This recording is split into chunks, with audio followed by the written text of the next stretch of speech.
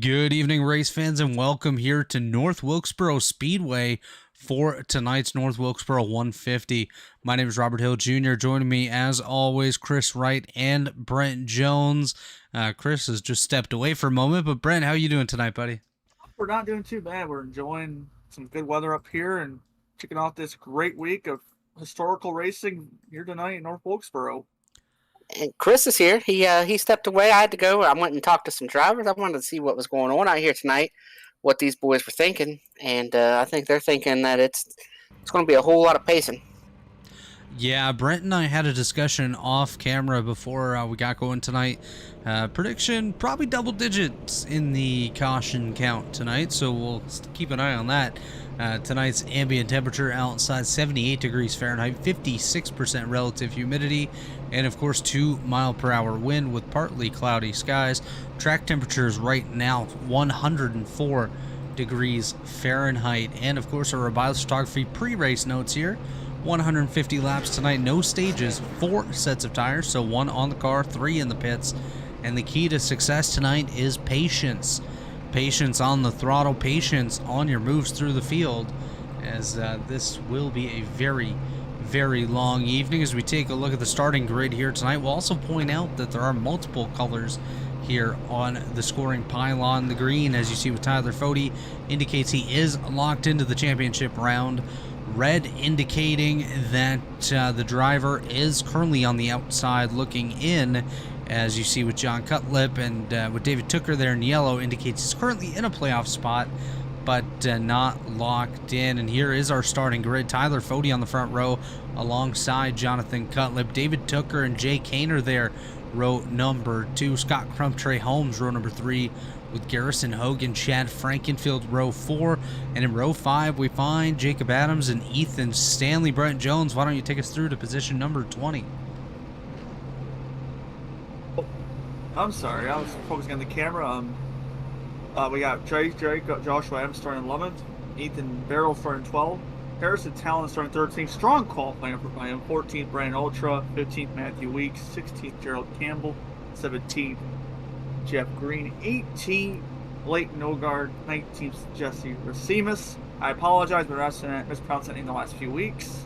And then 20th, Joe Francis in the barbecue chips car. Chris Wright, take us through positions 21 to 30.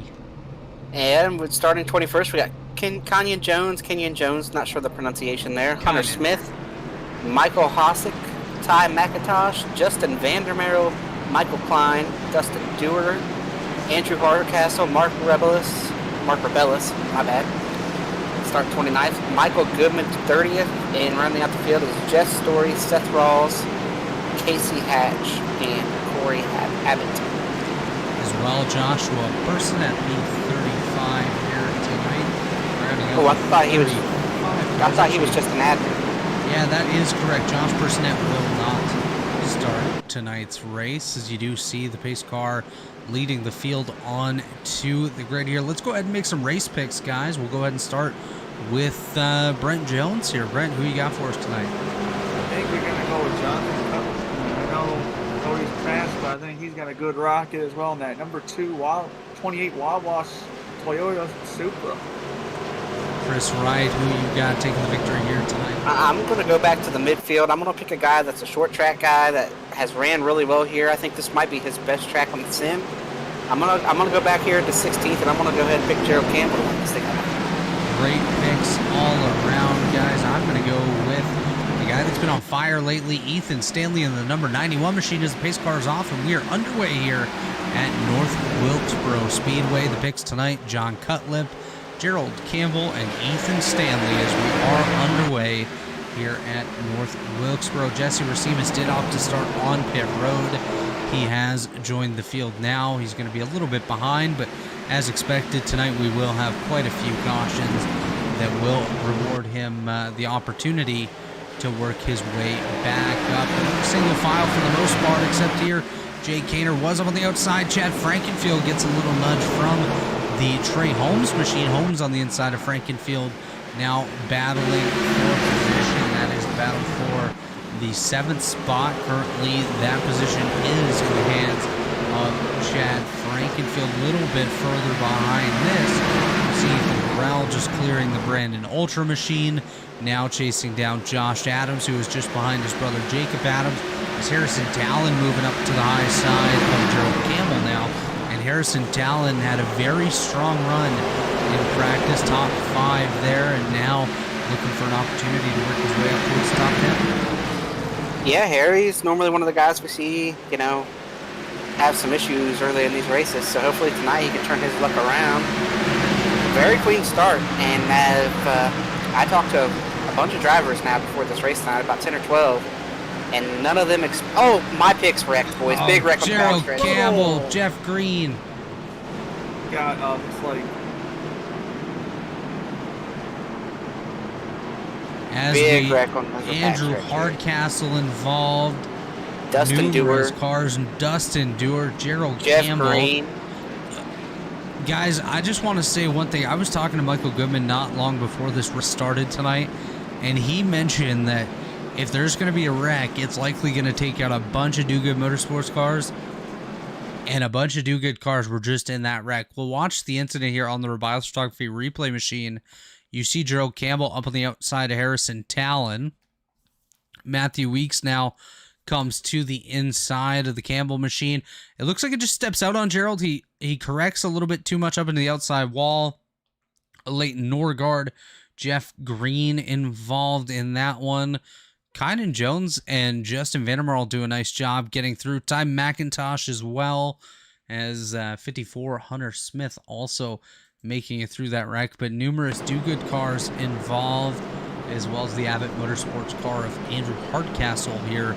Lap number 5 is our first caution of the day here. Lap 7 now of 150. We're on pace for quite a few cautions, guys. Let's predict here. How many cautions do you think we have by the end of tonight's event? we're talking about at least 11 or 12. I don't think we're going to get too frenzied because at a short distance, but I think we'll get somewhat crazy for a little bit. Chris, what are your thoughts when it comes to the caution count this evening? Brent Jones said about 11 or 12. Well, we've got 150 laps.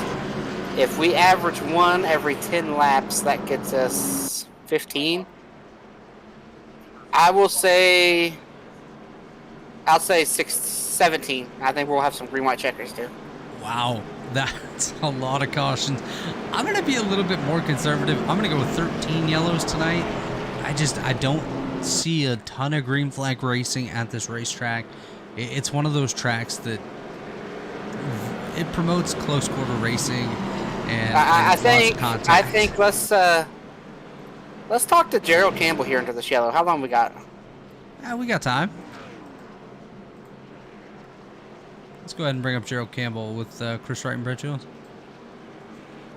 Hey Gerald, this is Chris up in the booth. I just wanted to get your take there on what happened. I take full responsibility for your wreck. I picked you to win this thing. Just too aggressive. I was too confident in the car ability. I thought when practice you'd go about the first couple laps and it was extremely loose, and then you could start making a little bit more aggressive behavior. And just too aggressive trying to make a move on the outside, and it bit me. The car hooked and it just went straight towards the wall. So just a mistake on my end. Just too aggressive. Yeah, and then that wreck was also brought to you by Do Good. What are the boys saying to you? They giving you a hard time down there? No, they feel bad because I also got Jeff Green involved in that, and that was not my. I guess you guys are green. I'll let you guys go. They're not mad. All right. Well, thanks for giving us a moment of your time, Gerald. If we get another quick caution, we'll bring you back up and let you shout out some sponsors. Yeah, absolutely. Thank you.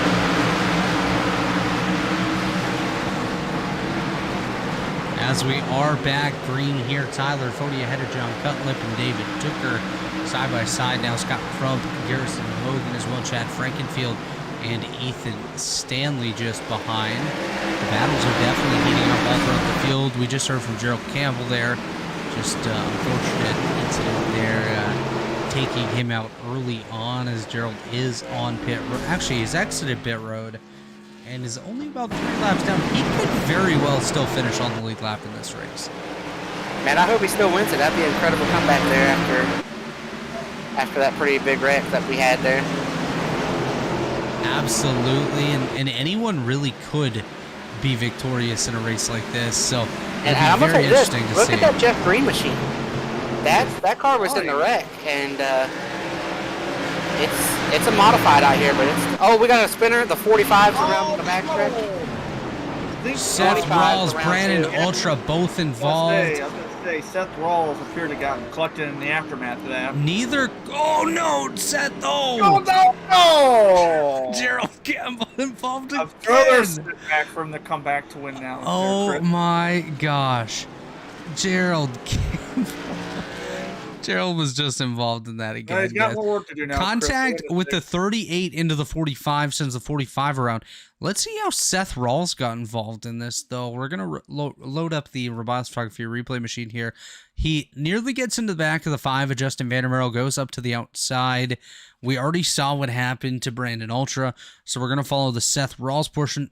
Same thing that happened with Gerald, except he doesn't correct to the outside. He slides across the inside, hits the Michael Hosig machine, then slides down the racetrack. What we're going to do now is we're going to go in-car with Gerald Campbell and see what he sees as he comes around. You can... Oh. Nothing really that Seth could have done differently there, or Gerald really... Well, I guess Seth could have waited a second longer, but I probably would have done the same at that point. Unfortunate for Seth and Gerald there. Tallies were just issued to both the 25 and the 45 under this incident. Both wrecks so far have had double tallies. So that's very interesting. You don't see that often either. And we are now joined once again by Gerald. Gerald, unfortunately... Hey, Gerald, how did your 2 laps go? I was trying to catch back up to the lead lap there and be able to come down pit road, and I might as well just stay up here with the guys because the car's done now. So just real quickly, car's really gone at this point now. I'm sorry. Chris Ray was trying to advocate you to come back to win this race. That's what happened. I was. They were talking about how you only lost 3 laps. I was like, oh, he still got a shot to win this thing. So No, yeah, I think he apologized. He just, I guess he didn't. He thought everyone had gone past and already pulled back up. Like, there's just nowhere for me to go. I tried slamming on the brakes to go down low, but at that point it was too late. He was already coming back up the racetrack, so. Gerald, you don't have to wreck to talk to us. You can just come say hello anytime. That's the only way I can anymore. I don't win any races. The only way I can talk to you guys is if I wreck. So I mean, it is what it is. I'm happy to have it happen early. Some people are in the mindset of if you wreck early on, or it's worse than if you wreck late in the race. And I'm the opposite. I'd rather just wreck early on and just kind of, not get my hopes up. So that's how Gerald, my thoughts is. Before we go back racing here, I want you to shout your sponsors out. We didn't have time to do that last time, and I know all those rules do good. Who's going to sponsor a guy that wrecks under caution? No, I've wrecked twice already in 12 laps. I'm just happy you guys are going to have a good time. North Wilkesboro is a good race, so I'm just happy that we get this on the schedule. Hopefully we get more of these because I really do love this racetrack and usually have a good record here, so hopefully we'll be able to get back here. But they're going to go green flag back again here in just a bit. Well, all right, Gerald, thanks for your time tonight. You're welcome to hang around if you want. I don't know if that is something you want to do. I know you still got some teammates down there, so. I think I'm a detriment at this point. I think it's better if they just don't have me back in there. They seem to be doing just fine. From what everyone's saying, it's really, really loose out there. Yep, meeting confirmed. I ran a few laps of test drive to start this race, and it's a very throttle patient type set tonight. And right now, there's a lot of side-by-side action. We got both Adams brothers side-by-side. We got Chad trying to move up on the top. We know wherever Chad is, there's always a lot of action that's bound to follow. And he's found his best friend, Scott Crump, here as well. Yeah, that's one thing I was watching, actually, as he gives Scott Crump the bumper there. That is something to monitor all night long. Of course, these guys have pretty deep history, and now finding each other on a short track such as North Wilkesboro, not a great combination for that 15 and the 90 there, as they will likely end up around at some point. Maybe a lap car will come around and hit them as they get going again. Who knows? But Gerald, what did you see out there in your 8 laps you did? 12 laps in you the did? 8 laps, Well, it's a very North Wilkesboro type race with how the banking is. The outside actually you would believe would actually be a detriment on these restarts, but the outside on these initial restarts is an easy way to make up spots for maybe when you're in the middle part to the back part of the race. But up front, it's probably going to be all mired down to the bottom side. But if you can be able to pinch someone down low, you can make a pass on the outside pretty easy. And your teammate there, Jeff Green, we talked about him before this last caution. He's still moving up through this field a little bit after getting the nose torn off of that race car. Well, luckily it's a short track. I'm pretty sure we're going to see before the end of this thing quite a few cars without front bumpers on them. It's just going to be the product of this. I think everyone's, except for me, with being pretty gentle on the cars. So I think as the runs go on, how we normally see it at North Wilkesboro, we'll have a portion of the race where it's going to be green flag for a while, but near the end it's going to be where they stack up, and as soon as the first caution happens late in the run is when all heck breaks loose. Yeah, we call that's when the elite race starts, right there. There's last 50 laps. As Casey Hatch has a moment, goes off into the grass, he's able to keep going here just ahead of a Leighton Norgard. They're going to be just fine out there, but I think it's going to be a very interesting race. You're going to see guys that are comfortable on these short tracks, able to use the bottom lane, able to pinch from the high lane, and really make each lane work to their advantage. And you're also going to see guys that just overdrive these racetracks and kill their tires if we do get any sort of a long run. Again, that's an if. Very, very questionable if we get a long run. We usually don't on these short tracks, but it's just going to be very interesting to see the different strategies and whatnot throughout the race. And like I mentioned before, you're going to see guys that we don't normally see at the front running towards the front, as you see Harrison Talon here working his way up through the field, now battling side by side with the modified of Jeff Green. Pretty interesting to see that a guy like Jeff Green with such a heavily damaged car can still run fairly competitive out here. Yeah, and he's got Hunter Smith coming in right against him here. Harrison was actually backing up right there. He drove through the grass off of turn 2 there about 3 laps ago, and somehow was able to save the race car. But one guy that's fallen back here too is Ethan Stanley. Casey Hatch off the track again, very slow ahead of our race leaders. He is off on the apron, potentially some suspension damage there, so he's going to pull off into the grass once again. I don't believe this will trigger any sort of a caution, as he should be able to enter pit road here, but very unfortunate there for Casey Hatch. He's going to stay out on the racetrack. Hopefully, whatever the issue is, he can get that fixed up, as that's a few times in the last 3 laps or so that Casey Hatch has gone through the grass. Yeah, we've got the Michael Hossack machine trying to move. Oh, Jess Story gets into Michael Klein there. Great save by Jess Story. Here comes Dustin Dewar to the inside. Seth Rawls. This is right where Gerald would have been. So Gerald. He'd have been further Andrew Hardcastle goes around. He keeps it straight. That didn't look too straight, but now he's straight out there. I'll straight have to keep it straight at least. You gonna take that, Gerald? Trying to call you out there for running the dead last? No, I'm just saying that because Seth was there. I say whenever I'm out already. I mean, I got nothing to really be able to criticize on what they're saying at this point. But I mean, what I've realized in these cars is as the run goes on, it actually swings from being loose on out to loose on entry. So you're going to see these guys in tight in the middle, very, very tight in the middle in the long run, especially once you start wearing out these tires because of this. iRacing doesn't do a good job of being able to show it, but there's a big difference in, I guess, degrees of how high the racetrack is from one end to the other. The turns 1 and 2 is down on the track. You're going down, kind of like you do at Dover. Oh, we got caution. Oh, yeah, we got a car on the front straightaway. Mark Rebilas goes around on the front straightaway there. Caution number 3 out on the racetrack. Let's take a look on Mark's own replay machine and see what happened to his number 99 car to bring out this 3rd caution. Does look like a solo incident here for Mark. as he comes off of turn number 4. The rear end goes around, as we've seen all night long. Ooh. With every incident thus far. Hits the inside wall rather hard there, and does come around.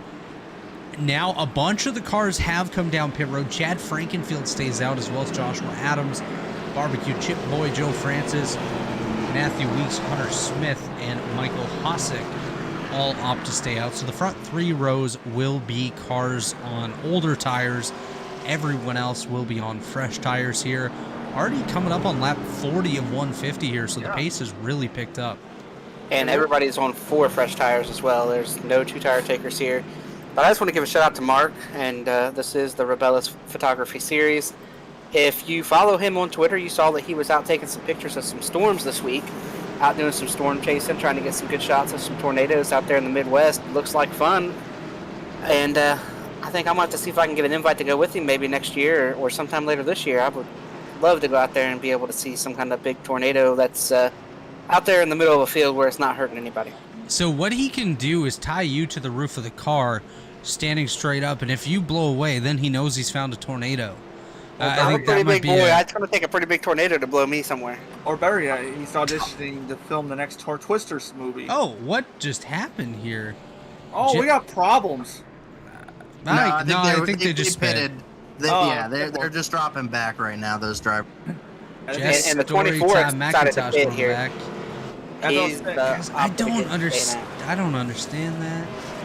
Yeah. Well, at Wilkesboro, if you're in the very back, sometimes you can get lapped getting 4 tires. Yep. That's why I see these guys pick Actually, third time. that is a great point. Chris. And we are still pacing right now. We're going to take a quick commercial break. When we come back, we'll take you through the mid portion of today's North Wilkesboro 150 here on the Elite Racing Network. Don't go.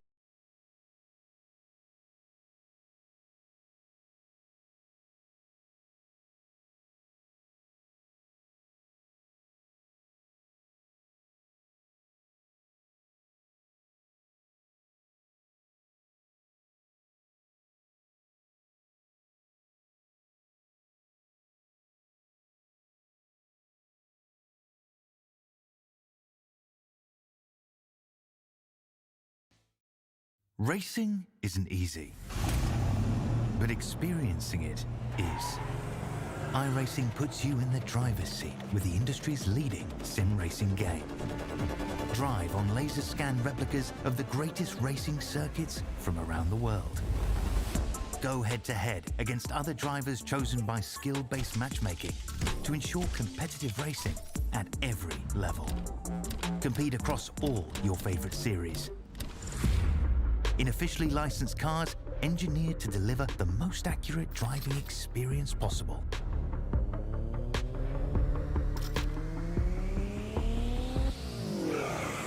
Join a race or host your own with players from across the globe. Race against the computer or in a league with friends. Feel the thrill behind the wheel. Visit iRacing.com. And we are back here at North Wilkesboro Speedway. We are under green. Once again, Chad Frankenfield, Joe Francis, the front row. Here's Josh Adams, Matthew Weeks, and Hunter Smith out there as well. They have all stayed out on older tires. Tyler Foti now, the first car on 4 fresh tires, going to try to work his way through these top 5. Things are getting a little hairy already. And no, we're not talking about Harrison Talon. It's getting close out there, guys. Yeah, it's going to be interesting to see how these old tires work out against these new tires. Looks like Hunter Smith has already given up a few spots here to some guys on new tires. We'll see if it works out pretty good for the front 2-3 guys here, but Matthew Weeks is now in the process of getting passed by Tyler Foti. Tooker's going to try to follow Foti through.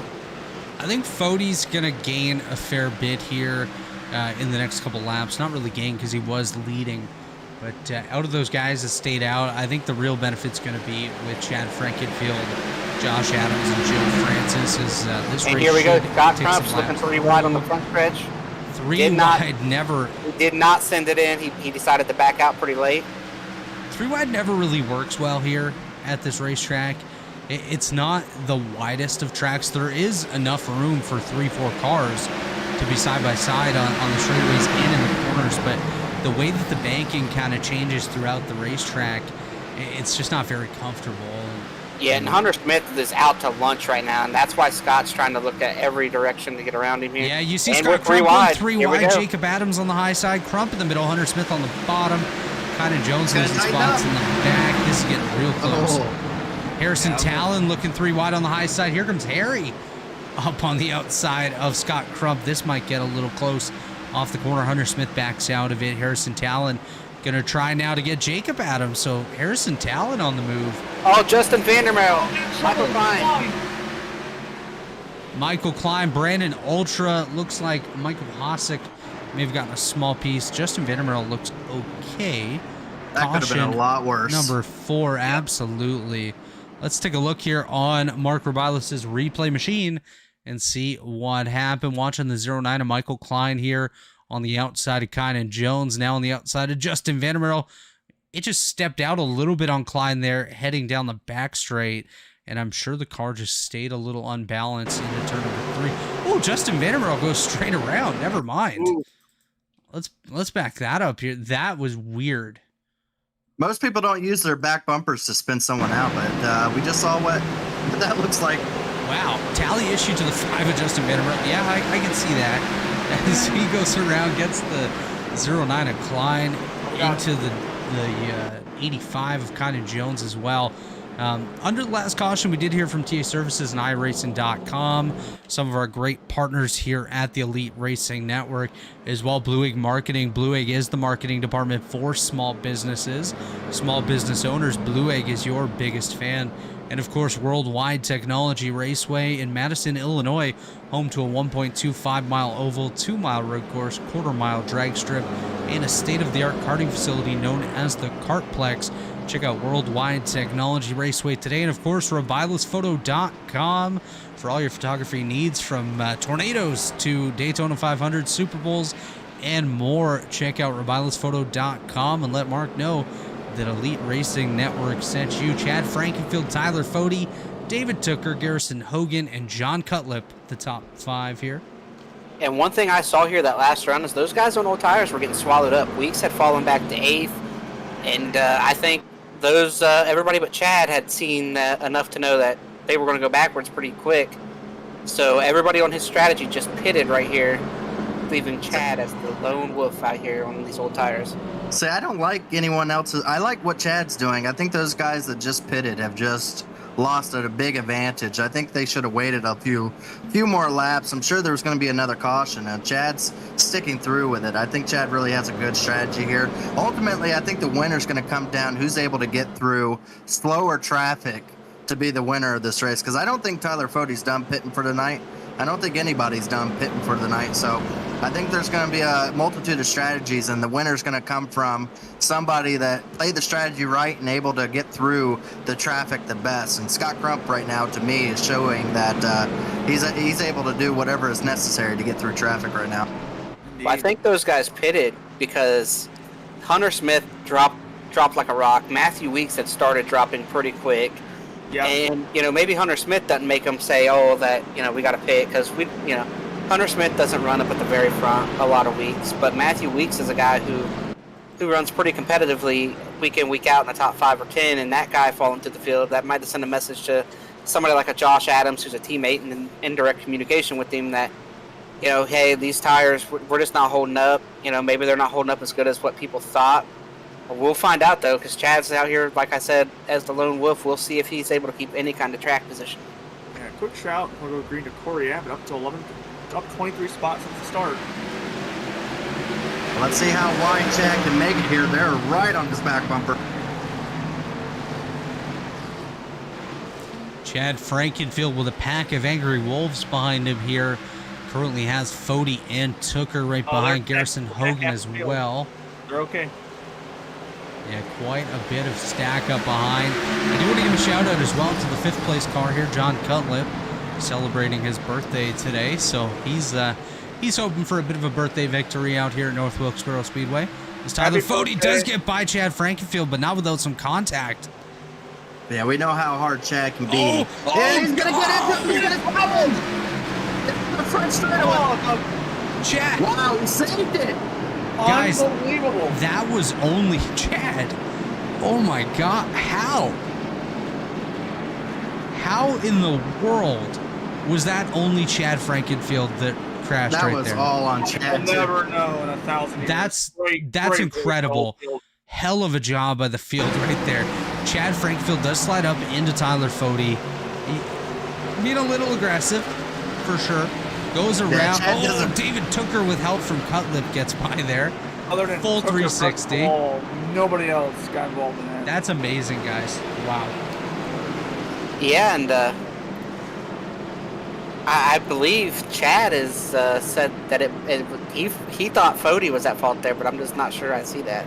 No. No. I'm gonna say it right now. No. As we're watching from the blimp view, watch Tyler Foti here. He is above the white line. Foti actually moves up from where he was in the corner. So that absolutely not on Tyler Foti there. We'll wait and see what race controller Nick Massey has to say, but I would say that is on the 15 of Chad Frankenfield here.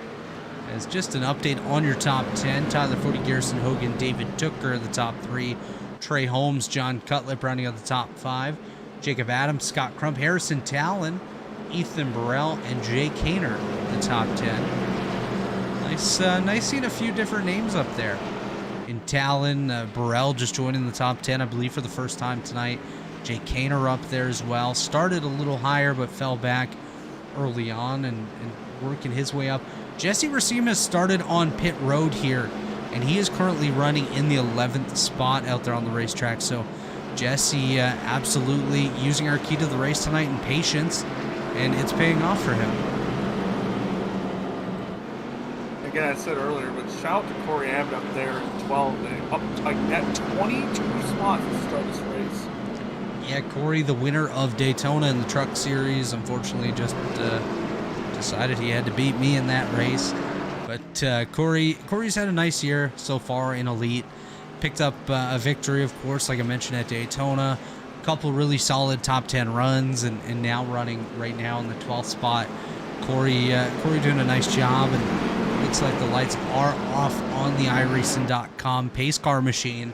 Front row will be Tyler Foti on the inside, Garrison Hogan on the outside, and Foti is absolutely surrounded now by Pro Edge and fueled up affiliated cars out there in basically the entire top 6. Tally issue to the 15 of Chad Frankenfield for a self-spin as we assumed, guys, as the pace car is making that sharp left-hand turn. Green flag is back in the air for Tyler Foti as Garrison Hogan nearly gets into it.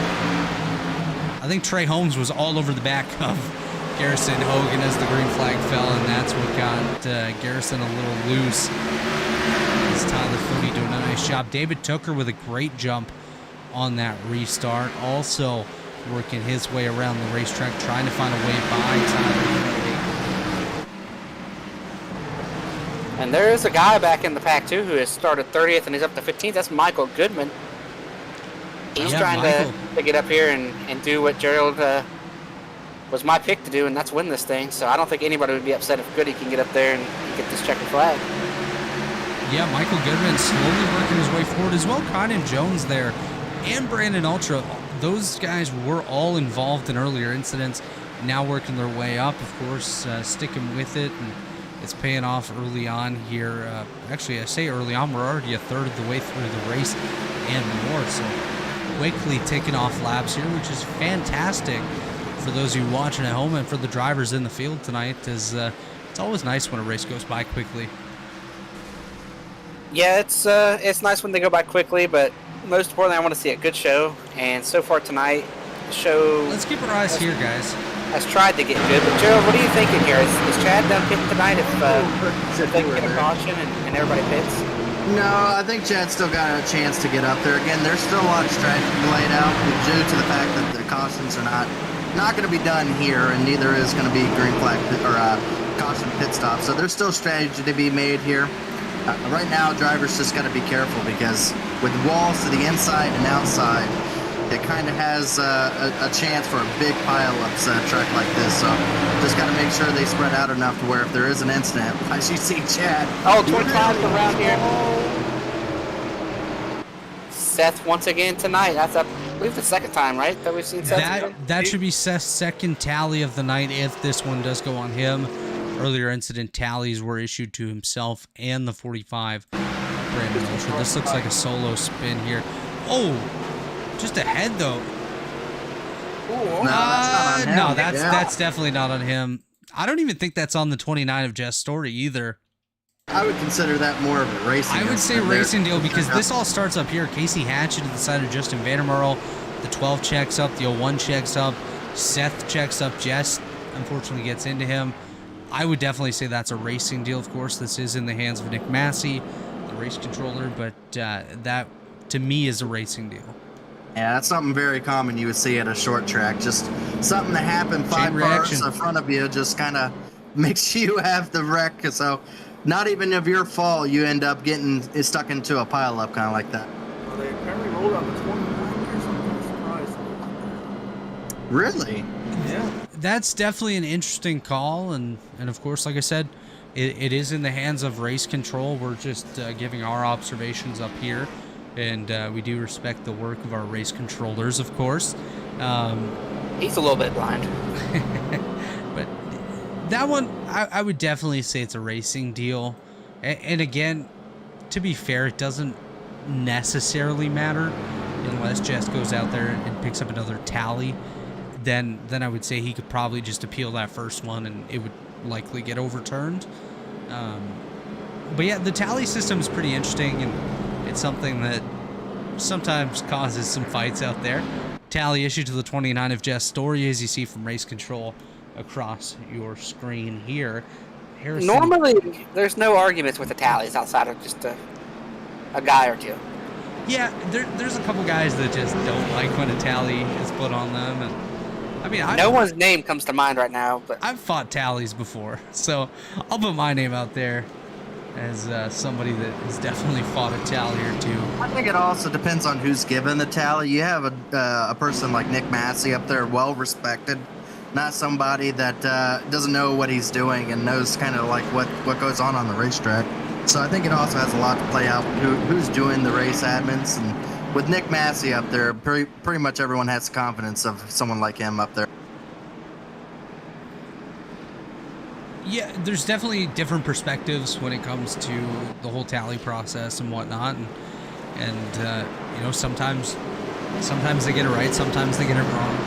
Everyone's human, of course, and we all make errors, but it'll be interesting to see how the rest of this race goes. Hopefully Jess Story doesn't pick up another tally, and again, if he does, he can most likely just appeal that first one. Here's the lights are off on the iRacing.com pace car now. Tyler Foti on the inside, David Tooker on the outside behind them, Garrison Hogan, John Cutlip, Scott Crump there in 5th. I'm going to watch him here, guys. I think he's going to work his way up to the top 3 very, very quickly here. Garrison, once again, really struggling on the starts. I think he might be struggling more than most right now. He struggled from the outside of the front row last time, and this time he did not get a good launch from 3rd. Yeah, he spun his tires 2 straight restarts here. Very But close side by quarters. side for a lead. Very close Tooker's quarters gonna win between this battle, Foti I and think. Tooker. Tooker currently has the upper edge. It all depends on his exit here. As David Tooker does get ahead of Foti, but Foti battles back to the inside here. Oh, contact! Someone just sounded like a ghost right there. I think it was Gerald. Was it me? I'm a ghost. Oh, we got the 21 around down here. Josh Adams. I'm going to blame Brent Jones right here. Brent Jones was praising Corey Abbott, and he praised him all the way into the wall. Let's take a look at the Corey Abbott machine, see what happened. You can see his car already stepping out, coming off of turn number 4, just ahead of Josh Adams. I think he's got a little bit too much rear brake in that car, maybe. 100%, 100%. I would put that on the brake bias. Myself, I like to run a very low brake bias. Sometimes you'll see me, tally issue to the 21 of Corey Abbott. Sometimes you'll see me run all the way down in the 50s or even the 40s if it's possible, which is pretty crazy, but sometimes that's just what works. And again, brake bias is a little bit of a comfort thing. Does it work, Robert? Because have you won anything with that brake bias? Oh, Man, you guys are cutthroat up here, aren't you? That's right, baby. 4 weeks ago, or 4 years ago this week was my my one and only elite victory. So Hey, with that brake bias like that, though, that's why Sonoma happened, right? yeah, Uh-huh. that's exactly what it was. Going up the uphill there, turn number whatever it was, and You just didn't have no front unfortunately- brakes. Yeah, I had no brakes at all. Chad just luckily was able to help me slow down for the corner. Unfortunate for him, he went off the racetrack. Not sure what happened there. Maybe a brake failure or something along those lines. But thankful to Chad Frankenfield for helping stop my car. Yeah, I don't think he was very happy to help, though. He gave me a free vacation for 1 week, so it wasn't too bad. I got to say, who's really happy about that caution that came out? Tyler Foti was able to keep the lead in a position that I thought for sure, if we would have kept on going, that he was absolutely going to lose it over to Tooker there. And surprisingly, Tyler Foti was able to hold off and keep the lead there, especially since we saw him make contact coming out of turn 4, but able to keep it going. Yeah, I'm very surprised that he was able to be in the lead when the caution came out. They're going to be going Foti, back green. Oh, another thing I want to remark: keep an eye on on the ticker there, the drivers in green, yellow, and red. How important is it for one of those drivers in red tonight to get this win over everybody, to get themselves locked in? Oh, very important. I think it's crucial, and you never want to leave it to the last race of the round, as the lights are still on the iRacing.com pace car. You never want to leave it to the last race of the round to have to work your way into an advancement spot. It just makes it very stressful, and if you can pick up a victory tonight, if you're Garrison Hogan, John Cutlip, or any of the other guys in that situation, I believe Matthew Weeks one of them, as well as Ethan Stanley and Josh Robin. So those guys are definitely going to want to advance tonight. David Tooker, Scott Crump, obviously going to chase that down as well, and I think Josh Adams is the other car in yellow here tonight. Yes, looking to advance. So we'll have to follow that along here as we are in the late stages of the race. 70 to go. Tyler Foti on the loud pedal there. Garrison Hogan, another sluggish start there as David Tooker gets to the side of the Tyler Foti machine, coming off of turn number 2. Ooh, John Cutler has a pretty good behind Garrison Hogan there. And I agree with what Gerald said there, too. I think if Tooker can stay up there, he'll win the battle.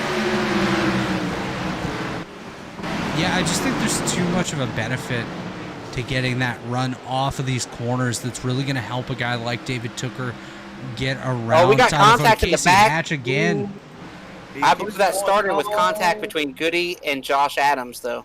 I think that's where Casey just got sprung. We're going to stay green right now. We're going to go back up to the front, though, to this battle between David Tooker and Tyler Foti. Tooker briefly had the lead, but now just had a bit of a wiggle, falling back to second place, still side by side. Just about here is Tooker looking for the spot. Oh, the Garrison nines are goes around. wrong. Here we go. Big wreck. Chad Frankenfield's in it. Joe Francis is involved.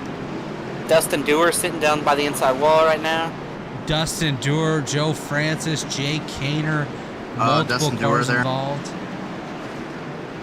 Dusty does get a piece of that one as well. Let's take a look on the Rebilas Truck for your replay machine and see what happened to bring out the caution involving the barbecue chip man. And Chris, I think we're getting closer and closer to your caution total.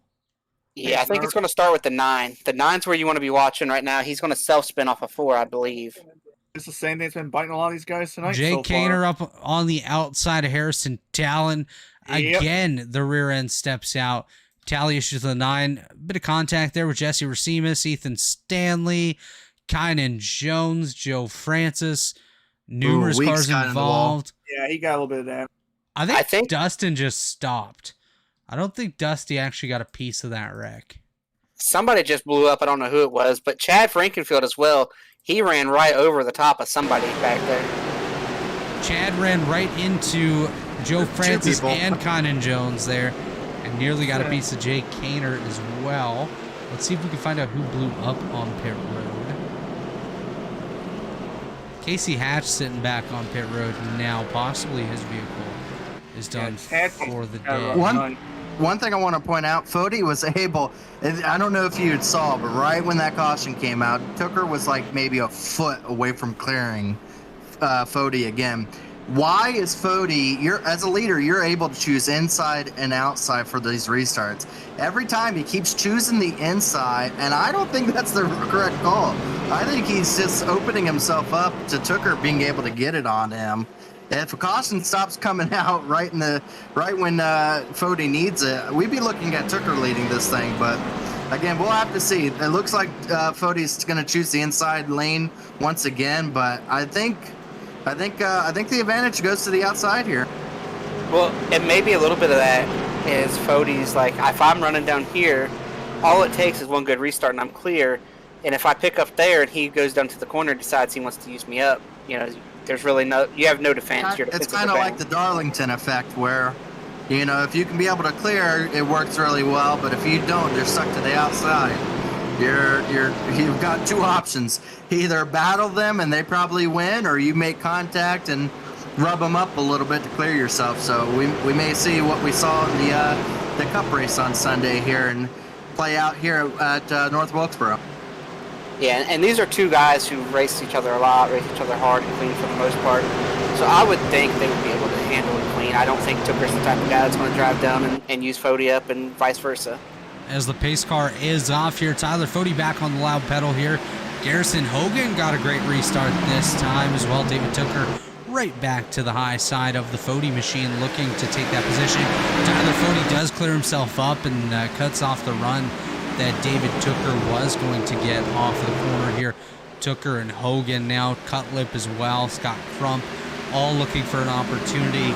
It is Tyler Foti up front, followed by 3 Pro Edge and fueled up cars, then Scott Crump, and then a few more fueled up and Pro Edge cars. So Pro Edge absolutely dominating the top 10 here early on. Yeah, and they got like 3/4 of the field out there, so it's easy for Pro Edge. Yeah, it's not too hard for them, right? I think the criteria is, do you have a pulse? And you're in, essentially. Oh, Harrison Talon is around.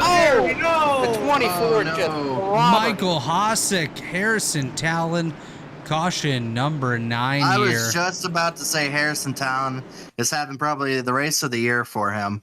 Well, And just ends it right here. your telepathy jinxed that one. No, I didn't say. No, And I believe he just lost it on his own. Yep, same thing we've seen all night long. The rear ends just stepping out on these guys. Oh, Michael he did what I Hosick. did That's a earlier hard on. look at 24. It is very Wow. easy to overcorrect in these when the back end comes out because there's just no grip back there, especially on a restart. How long do you think these guys are going to wait if they're going to pit again, Gerald? I feel like right now is the time. I feel like if you don't pit now, you're not pitting at the end of the race here. Yep. It's now or never here. But again, do you want to put yourself back there when things like this are going on? There's nowhere to go when you have walls to the inside and outside like that for these drivers to get by some of these wrecks. We've seen how big of a pileup can happen on these restarts and on the initial starts. Our tire's going to even be an advantage taking them. I don't see Foti pitting for the rest of the race. I was just going to say, if you can make it on fuel, you're staying out at this point. Yep. I think the risk versus reward is way too big right now. If I'm Foti, I'm definitely going to stay out as long as I can. If I have the fuel, I've sent my pit crew home at this point. I'm just going to race it out. I think these boys had the fuel when the race started. I'm not for sure on that, but I think you can run 150 laps. Usually at these short tracks, it's pretty close. I think with the cautions we have, these guys can definitely make it to the end. And Foti, Tucker, probably Hogan, Cutlip, and Crump, these guys will likely stay out for the rest of the race at this point. With going to the back and expecting to be able to work your way up through the field, although possible, I think it's just really hard. And we're going to get into a run of cautions towards the end. Unfortunately, that's just the way short track racing goes. Towards the end, I believe the elite race has started right here at this point. Yeah, well, you got to think we're only 55 to go, so we are at the end. We're almost 2/3 of the way through. I think for these guys to have a decision, they're about to be a run. Like if they could take off from here and run 20 or 25 laps, Or you know what? I won't even say that. Let's just say 10 or 15. Then I think a decision's got to be made. And at some point after 10 or 15 laps, somebody's going to pit and bring down everybody that's maybe outside the top 15. If I'm in the top 5 and I stay in the top 5 after a run, I'm staying out. I'm not going down pit road. I think just the chance of being stuck back in 15th to 20th or so is just way too risky. There's too much that can go wrong, and there's just not a lot of space to do anything out there and make those moves. We've seen guys try 3 wide. It hasn't really worked for most of them. A couple of the guys it has, but I just think it's too risky. So I think right now, if you're able to maintain up in the top 5, top 10, you're staying out there. As the lights are off on the pace car about to make the left-hand turn onto pit road. Tyler Foti, David Tucker are going to continue their dance all around the North Wilkesboro Speedway. Foti with a great jump. David Tucker as well. Garrison Hogan a little slow there. John Cutlip with another great restart as well on the outside of row number 2. And it looks like Tucker is going to fall in line. Does not quite have the contact. Foti here we gets go. the bumper from the Tucker machine. That contact. Now they flip sides. Now Foti's thinking, well, if I was going to be up here, I would have just picked the top. Yes, David Tucker does stay on the inside of the Foti machine here.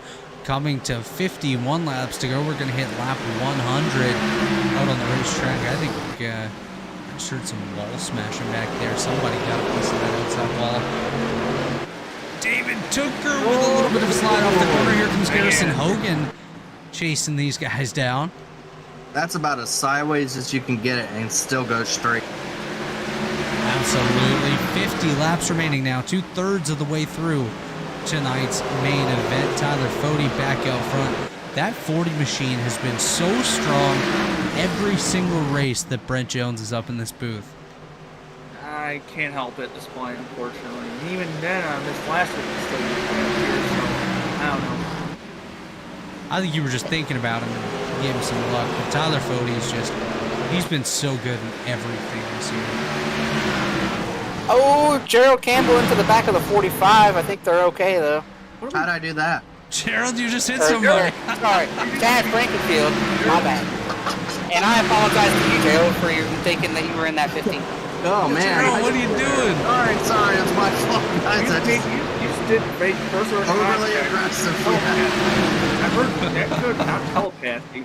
Gerald's just out there wrecking people, and he's not. That's fine. But hey, nobody wrecked. Let's not say that. He just had the 45 jacked up a little bit. I got Gerald the out there Chastain jacking effect. I don't even have to people be on the in the racetrack. race. Not even in the race getting blamed. Oh, and he's in. Oh, he got him again. Yeah, he got him again. Gerald, what are you Pile up doing? there? I don't know. Gerald Campbell just wrecked the whole field. My inner Chad came out. Oh, man. Caution's out on the racetrack. Josh As you Adams guys are Seth known to Rawls say, involved. I just did a Chad ton right there of damage. I mean, to be fair, there's like very few Fords left in this series, so I don't know. I've taken most of them out. Oh, hold up. Yeah. Honestly, I'm the first to throw Chad's no slack. But that honestly was the 45 getting. Oh, but we got pit stops, boys. Here we go. Here we go. Oh wow, we do, don't we? We do. Ethan Burrell, Jake Adams, Matthew Weeks, Jesse Tucker. Racimus, David Tucker. This is a Yeah, big Tucker's come race. down pit road as well. Not many guys right there. Well, Not just as many of them that pitted Oh, Tucker have stayed out. as well. Oh, Tucker stayed out? Yeah, Okay. Tucker stayed out. He fell back to 3rd. I mean, a lot pitted, but even more stayed out than pitted. I don't think that's the call. Yeah. Who was our highest runner that just pitted? Ethan Burrell. I was gonna say Ethan pitted there. Ethan was running in the back half of the top 10, came down pit road. Racing incident, no tallies issue. Just kind of a bit of a cluster. I think Ethan was actually around the 5th or 6th spot when he pitted there. Yeah, he was just up in the top 10, so definitely the highest runner there. As the field does come down pit road for what will likely be the final pit stop, we'll take our final pit stop here on the Elite Race Network. When we come back, we'll take it to the finish of the North Wilkesboro 150. Tyler Foti, Garrison Hogan out front.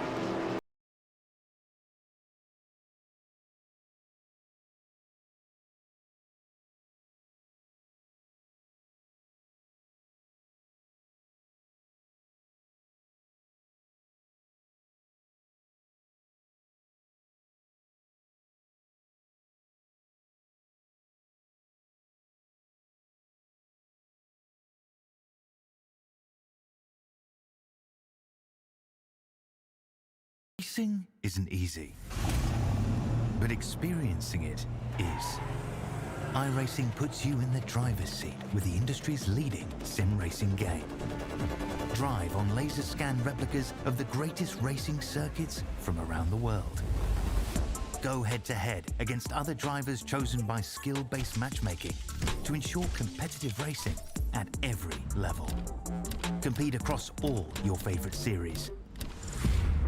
In officially licensed cars, engineered to deliver the most accurate driving experience possible.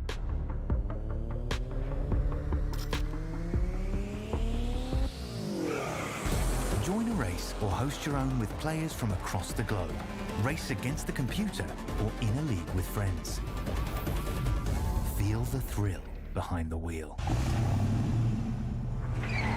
Visit iRacing.com.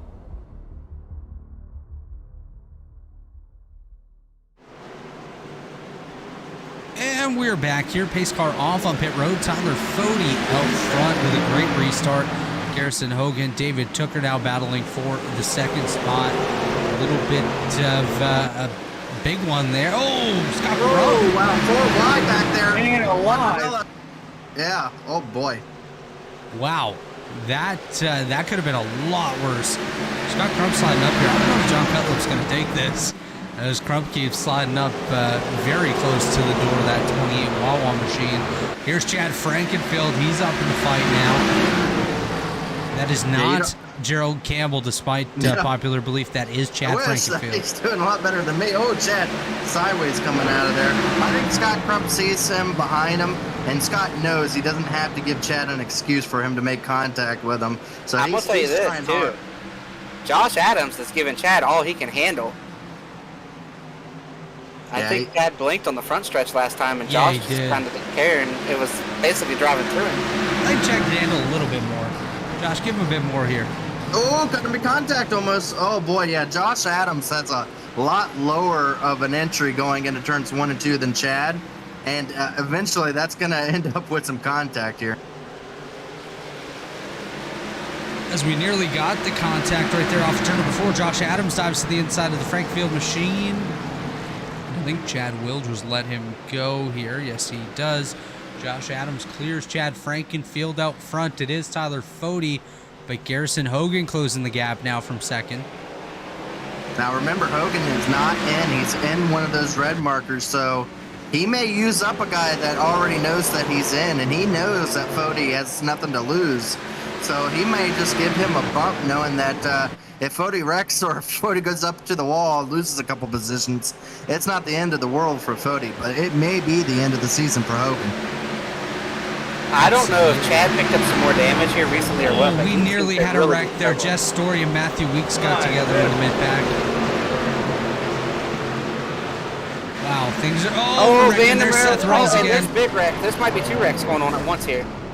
Oh, big wreck on the back straightaway. Michael Hosick, Jess Story, Tyler McIntosh, Seth Rawls, Leighton Norgard, all involved. There goes some bumpers, which I was talking about earlier. I knew by the end of this we were going to lose some of them. Well, the good news is their right front should be cool for the rest of the race now. Taking a look here.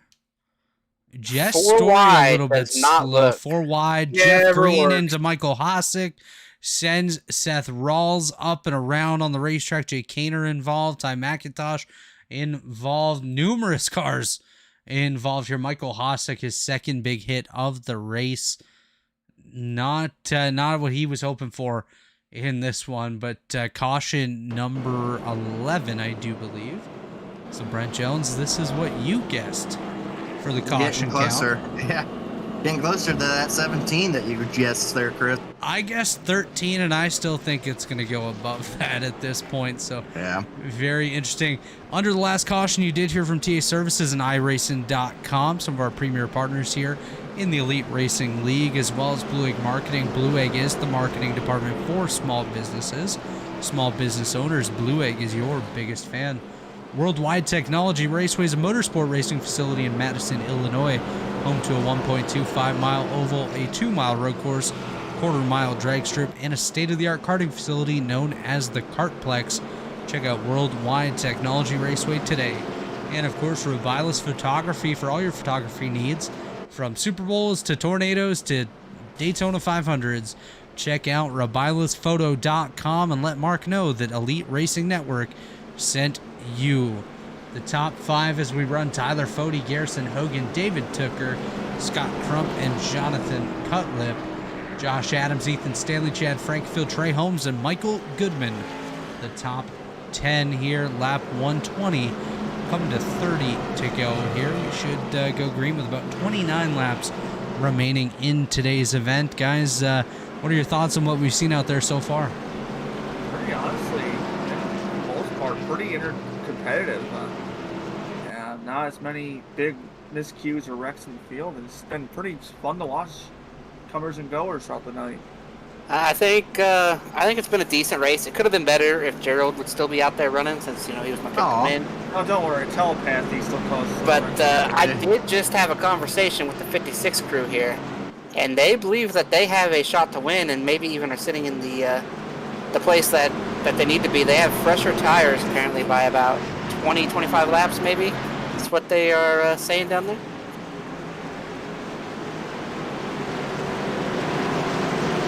So I guess we will see if Josh can get that car to the front. He has drove through this field up here and put himself up here in 6th place for this restart.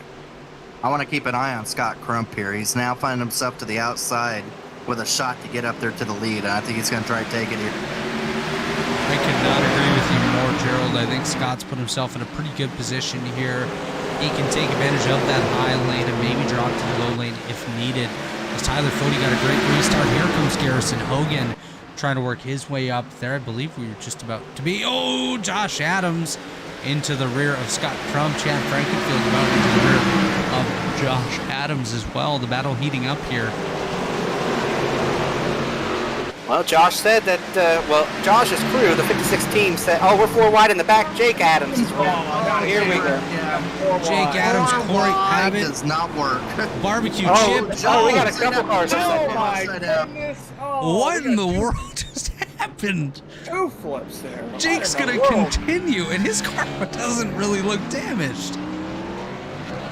Oh, What boy. the heck? We just had a Chad ton of something go on the racetrack. 3 Well, you're wide. about to see 4 wide here. Oh, maybe not. so I'm gonna say tally on the Almost 4 wide. 52 there, as Joe Francis goes over. What the heck? I can't even explain what just happened to Jake Adams. Looks like Kyle Busch just This is flipped comical, Victoria. to be honest. He just Wow. flips like- Corey Abbott nearly goes over. Joe Francis does end up going over, which somehow triggers the 52 of Jacob Adams to go over. And that poor 35 car, he just got stuck there. He towed pretty Oh, quick. Ty McIntosh, Michael Hossack also got He's involved. out They of the didn't race, go buddy. over, Joe but Francis is out, by the way. I'd have liked to have seen Joe hang around there a little bit longer. Give us some good look shots. at this. Watch this in slow-mo. I think Watch he's just Jacob hanging- Adams' rear wheels, okay? So he's going to go up and over, Oh my goodness. and he's just on the throttle. Okay. That's some Monster Jam stuff right there. And he just continues on like nothing When you get happened. turned over, you just gas it and hopefully the tires catch. That was funny. I'm sorry. Jake I Adams. think he didn't really get that much damage either. He's still on the racetrack. He has some rear end damage I from think he's normal fine. short track beating and banging. Hard, not bad. He's going to stay on the. He stayed on the lead lap and everything. He didn't Yeah, I even don't come think down he really pit had road. that bad. Actually, he did come down pit road, but that's just funny. Wow. You don't- I He's- believe go ahead. keeping your foot in the throttle rolls you back over. That's the way it was on the video games a long time ago, anyway. Yep. I want to make a point here.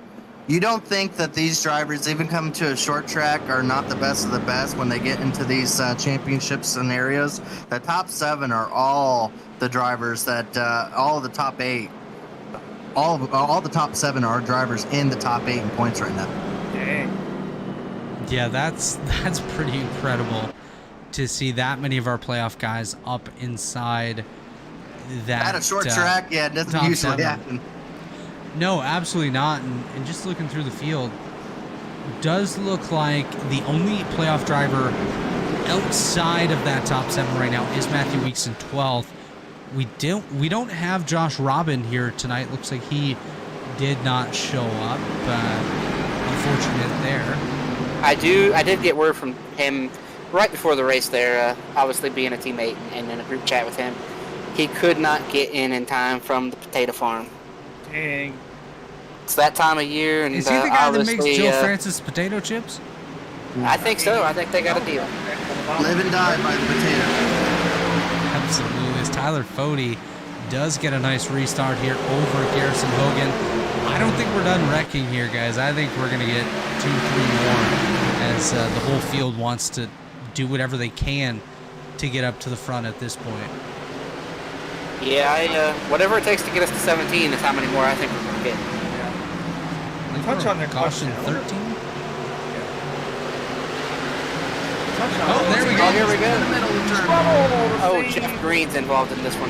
Oh, I Michael think the Hosick 45 again. might have been turned there. Yeah. Well, he hasn't missed one yet, I think. Poor Michael. Jeff gassed it. Hunter Smith, Brandon Ultra involved in this one, the 54 and the 45. So the 45 clears down, and then Ethan Burrell checks up. Everyone else just kind of piles in. Seth Rawls got a piece of that too. Every wreck so far has basically been Seth Rawls, Michael Hosick, maybe Jeff Green, or one of the new good cars, and then a couple extra cars. It's been unfortunate. I think Jeff is going to be finally out of it after this, but I mean, we still have 25 cars on the lead lap. What was that, Gerald? Jeff's still rolling. He's good. Yeah, Oh, is he? He's still going? He's a lap down right now. He's in the modified tour back here with Michael Hosick. They're looking for a NASCAR Whalen modified tour victory here tonight. Jeff stayed on the lead lap as well. He is not a lap down. Oh, wow. Okay, yeah, on mine it was saying lap down. Yeah, so there's still 25 cars on the lead lap, so it's very easy to say we will get to that 17 here. I was going to ask before we got back to Green, have they invented barbecue flavored potatoes yet? They have barbecue flavored potato chips. Yeah, Brent, they season the potato after. They can't season the potato in the ground, buddy. Chocolate milk comes from a black cow. What did you just say? Chocolate milk comes from a black cow. Same thing. Potatoes are right there. It's a true story. Yeah. Isn't it a brown cow? Oh, is it a brown cow? I don't know. I'm not a cow farmer. I don't think you're drinking chocolate milk if it's black. I didn't say where I was getting it from. I think that's sewage. So you still got to get from the middle of the cow. Oh man. You went too far back if you're getting sewage. Yeah, that's manure, buddy. Oh boy. that's not cow juice. I didn't even say that, but all right. We're at the point in the stage we're doing Fox commentary here at this point. Yeah, coming up tonight on Fox Baseball, where they're gonna hit the bat, hit the ball, and go for a home run. No, I'm afraid we're going to get crimped by the start of the USFL here shortly. What's going on this week in Canada? Yeah, you know we're having some air and some sun and stuff. Michael the few Hosick. times you guys get sun. Oh, we get sun all the time. It gets hot here, man. It gets really hot. I bet it does. What, 75, 80 degrees? I know. You're talking to a Florida guy, and I'm like, oh, it gets hot. Ooh. We get summer days that get up to like 115, 116. I don't know. It's hot. You guys are. Did you play with some snow before this race tonight? Yeah. We have not had snow in probably 2 months. It's been all melted. Oh boy. Anyways, coming to the restart with 15 to go. Tyler Foti, Garrison Hogan, David Tucker, Scott Crump, John Cutlip, the top 5. Pace cars on pit road here. Tyler Foti's on the loud pedal, nearly up into Garrison Hogan already. Foti just wants to get going. Garrison Hogan wants to take the lead from him as the bumper's about to come out here from that number 1 JD Design Chevrolet of Mr. Garrison Hogan as he's coming up to the rear of Tyler Foti. Watch for Garrison to use that front bumper as we nearly had contact. David Tucker, Scott Crump there battling side by side for third. Here's Josh Adams up to the high side, but here comes Ethan Stanley, who we haven't really seen. No tallies issue. I don't even remember the incident, but racing incident out there, guys. Goody's trying to look to the outside of Chad there, not quite going to get there. He's up 20. He's up in the top 10 up 20 spots. Jesse Racimus with a little bit of a slippery moment out there. He saves it. Oh, but there's more. Seth Seth Rawls, Hunter Smith, Justin Vandermarl, the usual. Where's the 24? If you're watching, please just. Did you just say where's the 24? Yeah. He was involved in the tail end of it. Seth Rawls and Michael Hossack. If you're watching, please, for the love of God, just give up, man. This is not your. Fran Jones, you can't say that, buddy. Oh, I'm just kidding. Just kidding. Just do what you wish. Keep gambling. Oh boy. Oh man, yeah, they just kept piling in. Hossack got off track. I guess he wasn't really involved in that one. But yeah, everyone just kept piling into the incident. Let's watch that one again here. Racimus was loose after a little bit of contact. Just goes around.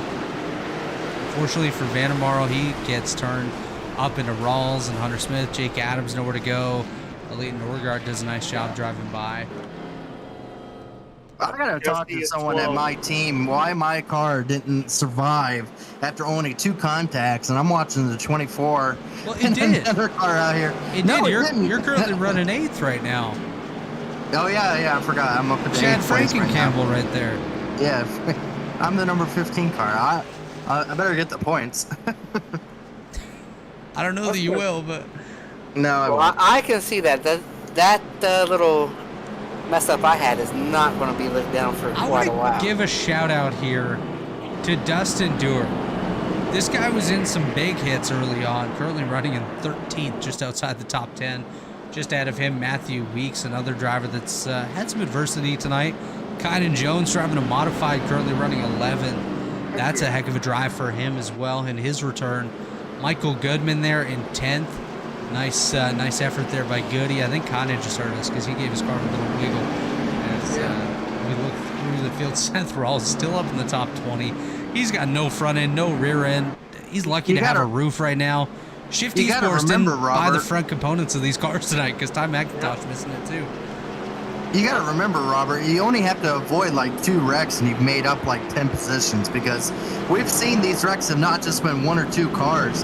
They've been like 5 or 6 at a time. Yeah. So if you just avoid a couple wrecks, you could easily find yourself up 10 positions. So I still don't think we're done. We haven't seen the big one up in the front. They've been playing nicely, but the money restarts are here to come. Jeff Green was in that last wreck there, and he restarted 22nd, I believe, and he still gained spots even though he was in the wreck. So yeah, Jeff's up to 17th. Mark Rebilas still out there, 19th. Michael Hossack been unfortunately caught up in every wreck just about. Currently running 20th. Corey Abbott. Corey looks like he's gained so much. He's up 12 spots, currently running 22nd. So that's pretty impressive there as well. And Tooker has been really struggling. He's been backing up here. Yeah, We haven't been able to talk about it too fallen back much a with all the little bit. wrecks, but he is falling from racing for the lead to really where he's sitting. You're probably not going to have a couple point points. out, Chris, and go up here. Ethan Stanley, 60 laps newer tires than anybody around him up here. Scott Crump gets a terrible restart right there. Clear for my comments over here. I just feel sad for those teammates. Here comes Ethan Stanley. He's cleared himself for 3rd. Ethan Stanley on those fresh tires, like I mentioned, he pit back around lap 90 or so. Scott Crump. Everyone else before lap 40. So big gap for Ethan Stanley in the freshness department as he looks to the outside of Garrison Hogan up close. Yeah, Ethan Stanley, one of those drivers in the red marker, so he's showing his aggression here, trying to get up there to get that win. Absolutely, as we're coming to 5 to go here. Laps have ticked off Reckon really Dustin quickly. Dewar. Dustin Dewar you picked me, involved. Robert. What's that number there? That's number 15, Chris. And to clarify my comments, I feel bad for honestly Hossack and Rawls. They've pretty much been involved in everything tonight. So I apologize for what I said here. I feel sad for those 2. Oh, They got absolutely. chances to still gain some positions. You just avoid a wreck and Even though their night hasn't gone their way, they still have a chance for a good top 15 finish. Heck yeah. As Dusty just got loose there. Luckily, no one piled into him, so he'll be able to continue going. I think one guy to watch here, guys, on this restart is going to be Ethan Stanley. He will line up most likely just behind the race leader, Tyler Foti. Tyler's really like that bottom here, and if Ethan can get an opportunity to look to the inside of Tyler Foti, I would very much expect him to do it, as we are going to head into Rebilas photography overtime here. I believe we have 3 attempts at that here tonight, and we're probably going to use all 3 of them. I gotta say, even though Chad has fairly old tires and a lot of damage, he's been doing a very good job of staying in the 8th place there. So Chad's still having a decent night, even though it probably didn't go the way he wanted. Yeah, I a lot of definitely guys agree have with had that. bad nights and have recovered. I mean, we talked about Jeff Green there. He's now back up into the top 15. Kanyon Jones is up to 11th there after the struggles we've seen him have tonight as well. Hunter Smith is still sticking around in the top 20. Ultra's still up there. We talk about the 24 and the 25, and we've kind of been joking about how they've been in every wreck. Well, they're both in the top 20. Chad had a joke. Did you want to hear it? Yeah, here comes Chad. He wanted to tell this joke to everybody. Jeff Frankfield. You know why they call them Indy cars? Because they race in the car. Oh, wow, that's a really good joke. Very, there, very Chad. good. Very good. Leave it to Chad to break iRacing policy by saying the redacted car Yeah. name. Oh, no, he didn't say that. He said Rindy. Oh, Rindy. Yeah, Rindy. because they're Rindy car. That's right. Yeah, Rindy. Of course. Yeah. I completely forgot that I guess iRacing doesn't like that being said anymore. It's fine. You know, we did the Rebilas Photography 500 on Thursday with myself, Johnny Thomas, Mark Janes, and Dave Huckleberry. I saw that. You guys did a good job. That was a very good job. Yeah, it was a great race. Robert Malechka picked up his 3rd consecutive 500 victory. And the only person out of everybody that we talked to that night, including the official voice of the 500, to say redacted car word was Chad Frankenfield. Yeah, well, Wow. Chad is what you would know as a stickler. he follows the rules to the T. So I believe Absolutely. that. Oh, this is about to pick up. I think we're going to see, a lot of aggression here. We got a new player up there, Ethan Stanley, and I'm very interested to see how aggressive Ethan's going to be on this restart here. I think Ethan Stanley's the player right now. I think it's the wild card. He's one of those guys in red, as you mentioned, Gerald. As the pace car about to take the turn on to pit road here. We're about to go green once again. Tyler Foti, Garrison Hogan, Ethan Stanley, and Scott Crump in the top 2 rows. Big jump by Garrison Hogan. Oh, he's going to clear himself down. Oh, man, nearly Ethan push. went a lot lower. They're taking no loss. Top prisoners here. We're coming around to get the white flag here. If we do get the white, next flag will end the race. Let's see if we can make it. Tyler Foti to the line. White flag in the air. It's flat and decided. Let's go to the nose of Garrison Hogan. I think he's prepared to use it at this point, as he is currently in one of those red positions, looking for an opportunity at victory. There he goes into the back of Tyler Foti. Oh, he moved him! Who's going to take it? He spins himself. It's going to be a big wreck up front. Oh, my goodness. Huge wreck. That is going to lead to... Oh, Goodman. Michael Goodman is just flying. Oh my gosh. Oh my gosh. God. Oh, Jake Adams almost flipped for... Jake Adams he's flips gonna for a roll over second again. time. Oh, And Jeff my Green gets a Lord. top 10. Jeff Green, Kynan Jones, those guys got top 10s. Guys, I don't think Radio Chatter is going to be too happy here. I gotta say, Tyler Oh, Foti. David Tooker just What turned himself into a shish kebab. drive. What a drive by Tyler Foti. Was getting absolutely smashed and able to go up the racetrack and save it. And absolutely showed him. The only driver that was locking himself in for a 2nd time here. Just making everyone sweat for another week. Mark Rebilas coming in for a slide. David Tooker coming in to do something. I'm not sure. Look at that. Gerald Campbell came in 6th. Yeah. Let's take a look at the race results here. I'm going to say some of this might be unofficial at this point because, I don't know. I think there might be some post-race discussions. Top 10 here. Tally was issued to the 0-1 of Ty McIntosh. I think the one. I think they were tallying the one car there. I do believe so. Tyler Foti, Scott Crump, Ethan Stanley, the top 3. David Tooker, Josh Adams, top 5. Chad Frankenfield, Kynan Jones in 7th. Great job by Kynan. His return to the Elite Rebilas Photography Grand National Series in 7th. Their birthday boy, John Cutlip, in 8th. Ethan Burrell, Jeff Green in the top 10. What a drive by Jeff coming back. Unfortunately, of course, huge wreck ahead of him at the end of the race and was able to take advantage of that. Brandon Ultra, Jake Kaner, Hunter Smith, Jake Adams, Mike Goodman in the top 15. Jake Adams flipped twice, finished top 15. Jesse Racimus, Michael Hosek, Mark Rebilas, the top 18 there. With Trey Holmes, Ty McIntosh running on the top 20, and the rest of the field going by on your screen here. What a finish there, guys. Say, I'm not a big fan of what Garrison did there. I felt like the contact into 3 was okay, but once that didn't work, I feel like he just kind of stood on the throttle and went up there trying to wreck the 40, and I don't know, wrecked a lot of guys in the process, hurt himself for as far as the playoffs go, and might have hurt, I don't know who all was in that wreck, but he might have hurt a lot of other guys too. Weeks really bad off. Weeks actually finished further back than him. He was the last guy on the lead lap from that wreck. Yeah, that's so just... Weeks and him, both of them were in the wreck coming into here, both going to have probably must-win situations, I would have to guess, going into the final playoff race. And what's your take about that there, Gerald? What do you think about a guy taking a shot? I have no problem with the first one. If it was me behind Foti, a little different situation because I owed one to Foti. But between those two drivers, I don't know if they've had previous contact to really say between the two of them. But man, yeah, one bump is enough. If that didn't work, like if he already got him up the racetrack at that point, if he could have just worked on trying to get his car rotated, he would have had a better shot. But honestly, I think he spun out because I think he just stood in the throttle after this. After this doesn't work, and he's like, oh, I can run the bottom now. You know, I'll just stand in the throttle because that's the only way I'm going to knock him out now at this point.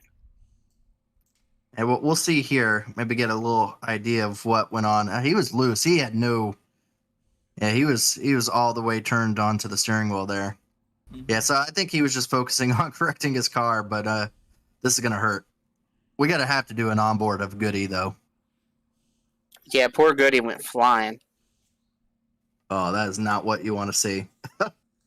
That was Matthew Weeks that got into him there.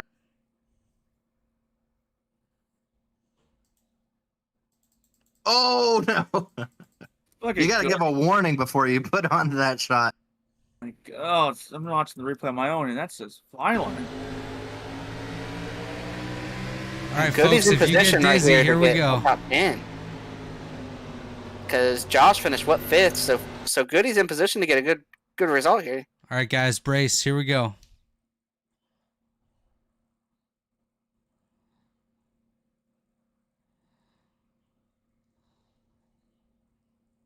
Yeah, and everything right here, everybody's coming to the checker flag. There is no caution that's going to freeze the field.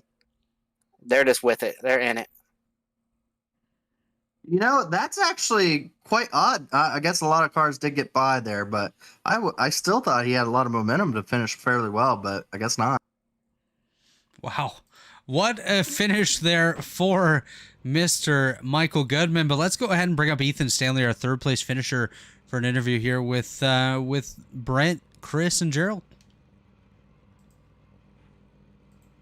Ethan, solid run. We see you run up front in most of these races, week in, week out. It doesn't matter what it is here in Elite, but you had the run you needed tonight in the playoffs. Take us through your night and how you managed to find your way back up to the front after you lost that track position there in the middle of the race. Yeah, at the beginning, I fell off a little bit. Couldn't keep the tires going. I was trying too hard to run the outside in like the middle of the track and just burn out my tires. So right before lap 100, I decided to go for the pit strategy. Nobody else really followed me, but seemed to work out in the end for me. Yeah, you and Josh Adams, I believe, were the only ones who had those newer tires, and you did a way better job coming through traffic there than Josh was able to do. So did you think you had a chance to win there when you got that last green flag there with 2 or 3 to go, or did you think, from third it was probably wishful thinking to have a shot at the win? Yeah, I knew it was going to be rough trying to get around Garrison, and yeah, I just couldn't quite get the move done, couldn't get to Foti. I feel like if I had the track position, I might have been able to get it there, but it is what it is. All right, well, congrats on the run. I will hand you off over here to Gerald, see if Gerald's got any questions for you.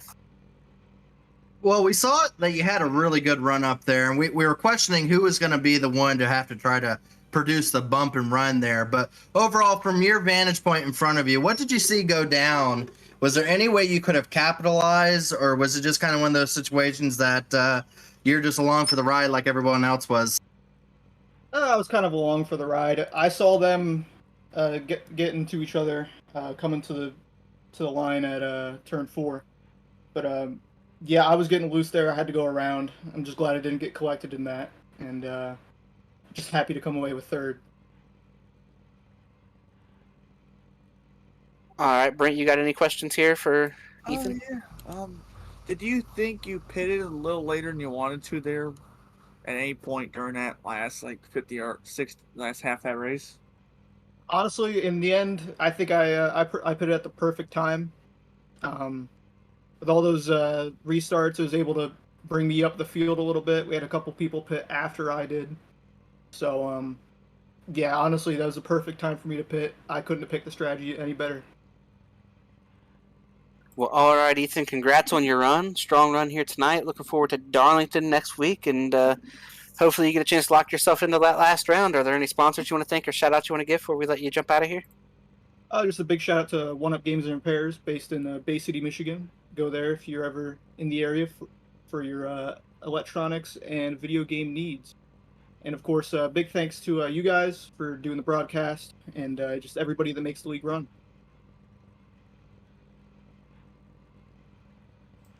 Well, guys, that is our third place finisher, Ethan Stanley, here tonight. Let's go ahead and bring up our runner-up, Mr. Scott Crump. Scott, you had a great run tonight.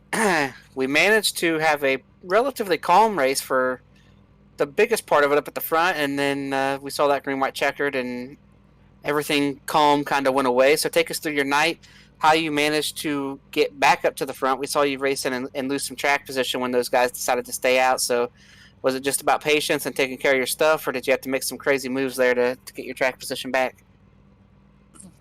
Wasn't trying to do anything crazy tonight. I just knew I just need to keep it clean and have a top 5 finish or so. Yeah, on that one restart, a couple people stayed out and everybody was above me, and I couldn't get up there.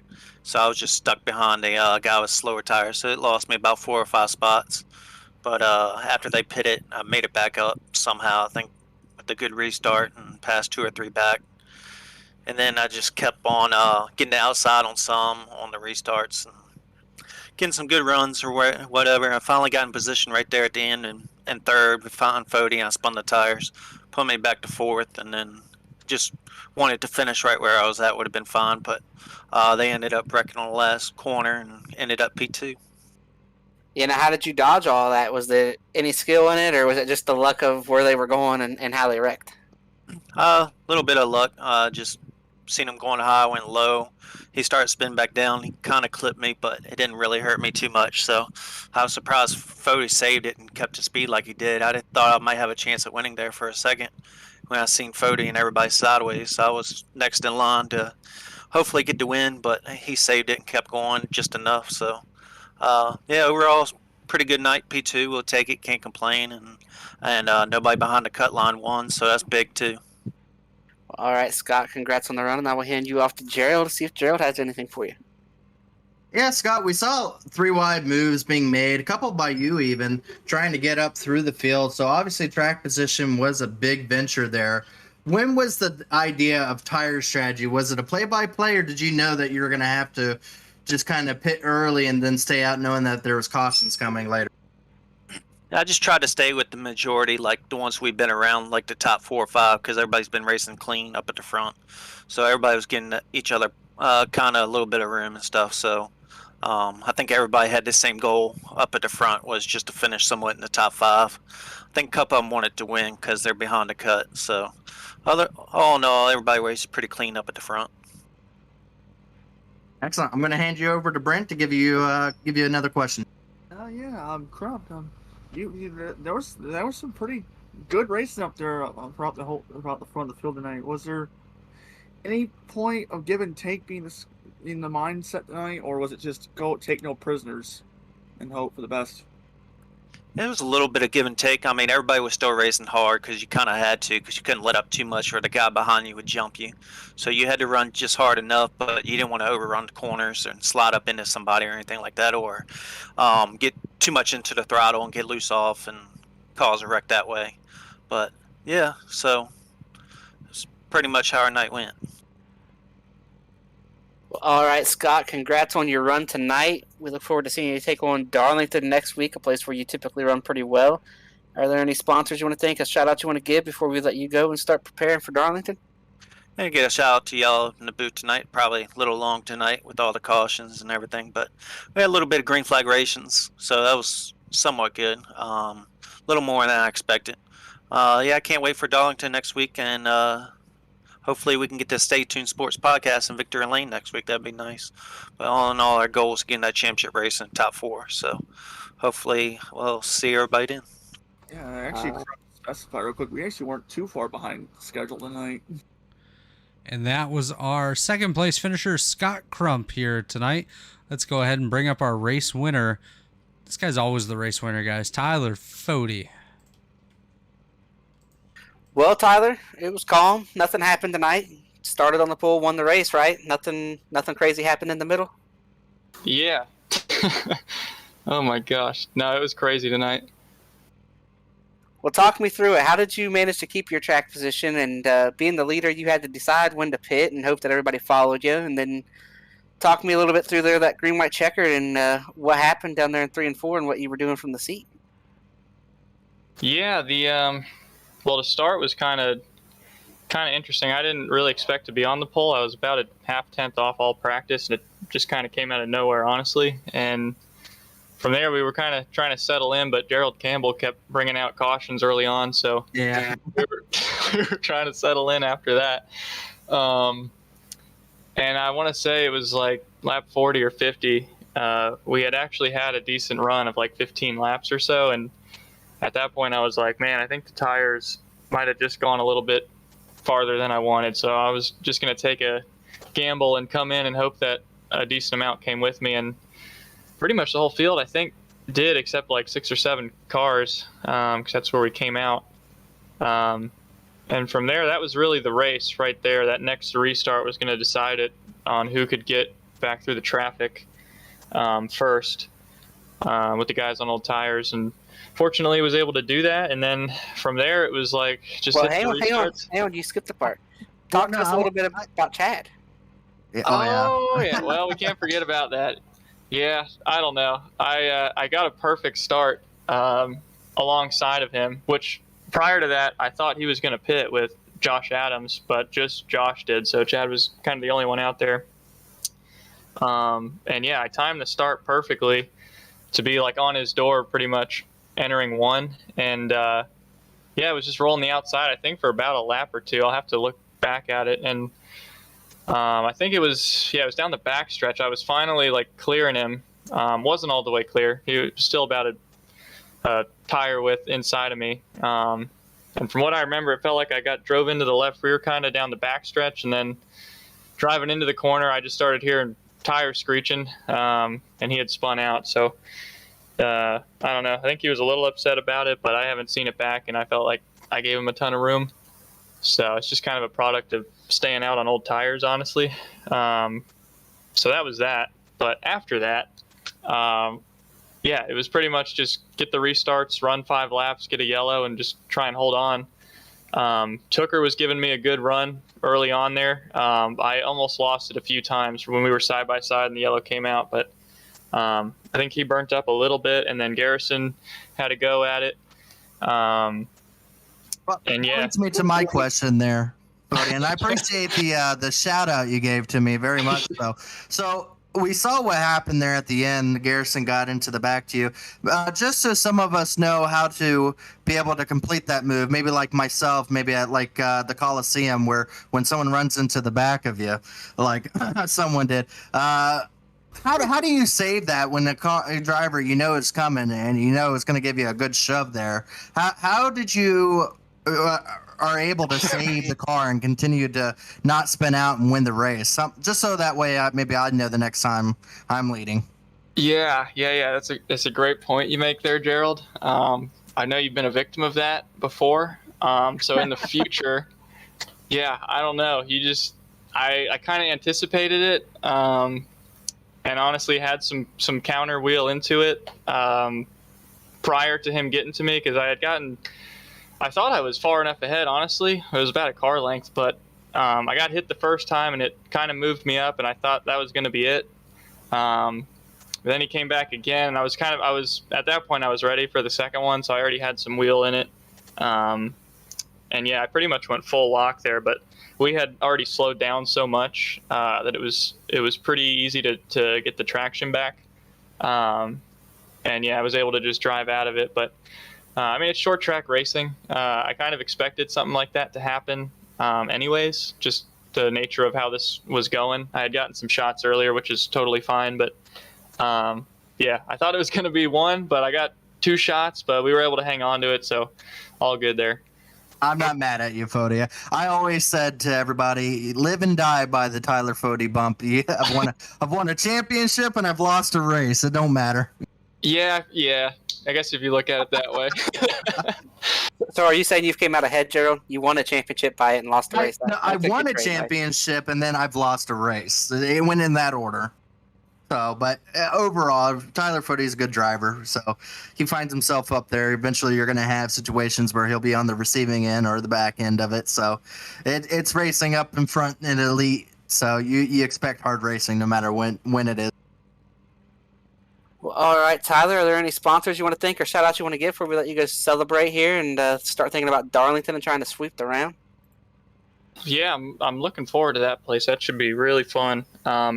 I got to shout out Brent Jones first this time because, my God, every time these guys up here. Still hasn't missed one. Still hasn't missed one. You know, I won last week when you weren't here, Brent, and it just did not sit right with me that I did that without you here. So I figured I had to make it up to you. So shout out Brent Jones for being in the booth. I guess Gerald, too, for driving the first half and then commentating the second half. That's kind of new. I didn't even make it to the halfway. Nah, he didn't make it the I was quarter. gone way before that. Yeah, so shout out all He y'all. only Robert. did 12 laps. Okay, yeah, that I knew there was a couple early cautions there, but yeah. Shout out Robert too for being on the cameras. You too, Chris. Blue Egg Marketing being on the car all season. Pit Pass Network, Hux, KMP Graphics, and yeah, we are. I'm looking forward to Darlington, and who knows, we might be able to sweep the round. Well, Foti, congratulations on your victory tonight, and we will see you Wednesday night in the Cup Series. He's in the booth so much from winning. I think Chad ends up owing him some money for some broadcasting. Yeah, that guy never stops winning. But anyways, congratulations, Tyler. We'll see you Wednesday night. Yeah, appreciate it, guys. Well, guys, obviously Tyler Foti picked up the victory yet again. That guy always wins, never stops winning. But before we do head out here tonight, final thoughts from you guys? I want to give a shout out to Gerald for coming up here after he wrecked Hell out. yeah, I good know job, how frustrating that is there. And I tried to put you in the 15 car there at one point in the race. So I appreciate that. That was a lot better than where I was running. So I do appreciate that. Chad's been whooping my butt finishing position. So I think I wouldn't mind that being the case. But yeah, no, I appreciate you guys definitely for letting me come up here and stink up the show. You know, I was stinking up the racetrack. I think you did the drivers a favor by releasing me from my driving duties and bringing me up into the booth with you guys. But overall, it was fun. I got to experience a lot. I got to experience what it's like with having a 4-man booth and having Brent Jones in the booth with me. Heck yeah. yeah, and I want to bring something home here. We talked about him when we had the Jeff Green watch there the last 25 laps after he was in a wreck, and Gerald tried to say he was out of the race there at one point. P10 and all that wreck. There's a great great picture that Do Good has posted on Twitter. If you go and follow Do Good Motorsport, Jeff Green is sliding across the line with a pack of cars pushing him across, and he gets 10th. And Michael Goodman might be half a car length behind him, flying through the air, and gets 15th. Yeah, it's all where the transponder is on those cars. You know, it's hard to catch. I'm surprised that the track even knew where he was at with how high he was up in the air. To be honest with you. Well, Brent Jones, any final thoughts from you, my friend? Yeah, well, I want to give a shout out to Kyan Jones, finishing 7th. Had a rough go of at times tonight, but what a good way to come back after being part-time for a good chunk of the second half of the season for him. Yeah, I couldn't agree more. Kynan did a great job. Everyone that finished really did do a great job tonight. Not the easiest race, but fighting through some of the adversity that they faced all throughout the event to finish is definitely a big thing and something they should definitely be pleased with. But that'll just about do it for us here on the Elite Racing Network. We have to thank TA Services as well as Worldwide Technology, Raceway, Blue Egg Marketing, and Rebilas Photography for all their support. Chad Frankenfield, Nick Massey, and all the admins for their guidance behind the scenes. Dave Huckleberry for his support here with Elite Racing Network. As well, of course, Brent Jones, Chris Wright, and Gerald Campbell up here in the booth with me. This is Robert Hill Jr., and this has been a production of the Elite Racing Network. We'll be back Wednesday night with JoinAPS.com Cup Series. Alex and Rashav will bring you all the action on Wednesday night. Thanks to everyone for tuning in, and we will see you then. Cheers.